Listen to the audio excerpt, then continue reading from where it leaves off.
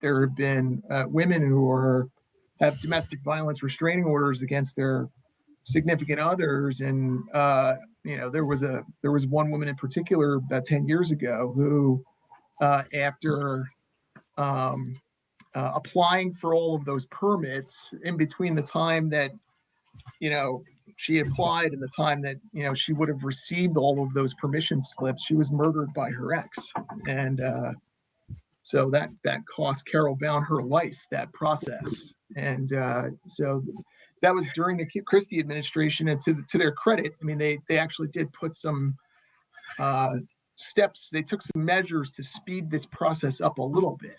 Right.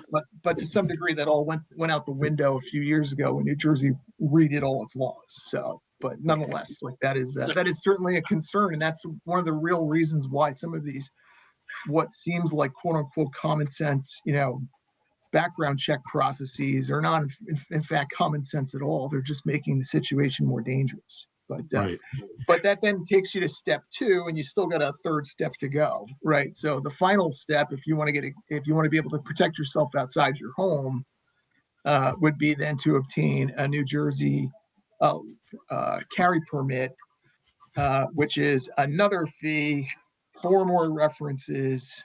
So that particular, so if we play that in sequence, like a firearm purchaser ID card costs $50. A pistol purchase permit costs $25. A carry permit costs $200 every 2 years. And in addition to repeating these same processes over and over and over again for the third time, the same kind of background check process, you have to complete a training requirement that includes in-person instruction and a live fire, a course of live fire. So you have to go to a shooting range, and you have to pass a qualification that would be along the lines of what a police officer might do every year as part of their continuous qualification process for their job. Yeah.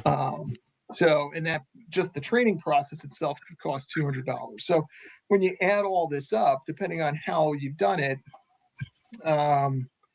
you're talking about spending $600-700 just in fees and other related expenses just to go from 0 to step 3. It's a revenue producer. What's that? A revenue producer for the state. Oh, absolutely. Yeah. The state is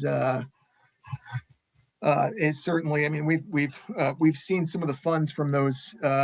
They have at times tried to earmark some of that money for crime victims, but we've seen them sort of take those funds and put it to all sorts of slush fund projects over the years. So yeah, this is just a revenue producer for the state.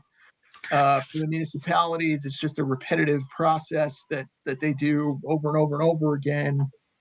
And I should mention, you still haven't actually done the actual federally required Brady check. That occurs at the store when you purchase that pistol. So soup to nuts, you've gone through 4 background checks to exercise one right.